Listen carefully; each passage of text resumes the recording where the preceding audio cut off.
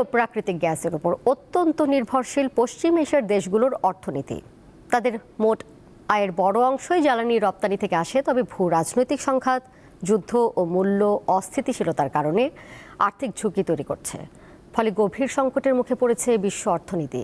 তাই জ্বালানি নির্ভর অর্থনীতি থেকে বের হয়ে বহুমুখীকরণের দিকে ঝুঁকছে দেশগুলো। গ্যাস মানেই পশ্চিম এশিয়া, আর এই দুয়ের উপরই নির্ভর করে এই অঞ্চলের অর্থনীতি। বিশ্বের জ্বালানি চাহিদার বড় অংশের যোগান দেয় এই অঞ্চলের দেশগুলো। গত বছর এই দুটি পণ্য রপ্তানি করেই 11,400 কোটি ডলার আয় করেছে দেশগুলো।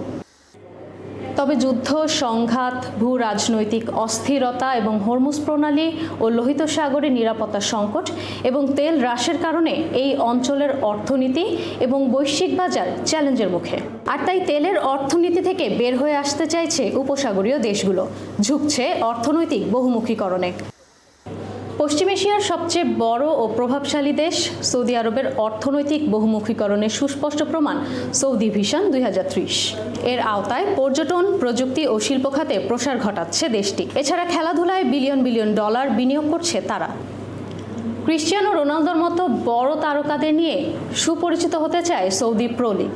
স্পোর্টস বিশ্বকাপ আয়োজনের মাধ্যমে বিশ্বমঞ্চে নিজেদের শক্ত অবস্থান তৈরি করতে চান সৌদি যুবরাজ। পাশাপাশি আন্তর্জাতিক পর্যটকদের জন্য ভিসা সহজের পাশাপাশি নতুন শহর গড়া, হালাল বার, সিনেমা হল সহ নেওয়া হয়েছে নানা উদ্যোগ। এদিকে 2031 ভিশনের আওতায় জ্বালানি খাতে নির্ভরতা কমিয়ে অর্থনৈতিক বহুমুখীকরণে বেশ সফল সংযুক্ত আরব আমিরাত।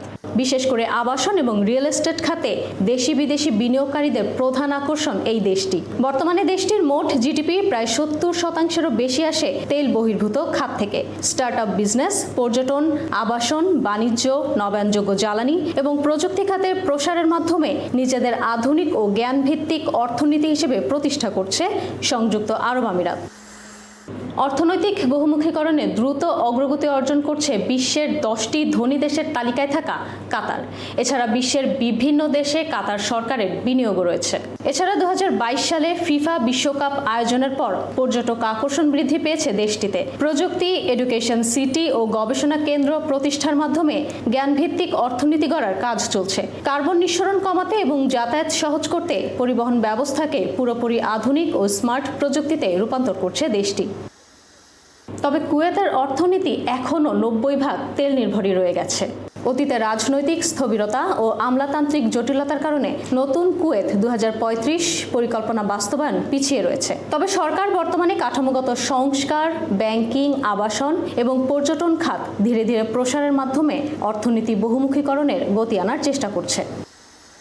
আধুনিক যুগের অর্থনীতি হলো তথ্য প্রযুক্তি, পণ্যের বহুমুখীকরণ এবং ডিজিটাল লেনদেনের উপর ভিত্তি করে গড়ে ওঠা একটি গতিশীল ব্যবস্থা। শুধুমাত্র একটি পণ্য বা ব্যবস্থার উপর নির্ভর করে অর্থনৈতিক ঝুঁকি বা অনিশ্চয়তা থেকে বের হয়ে আসছে উন্নত বিশ্ব।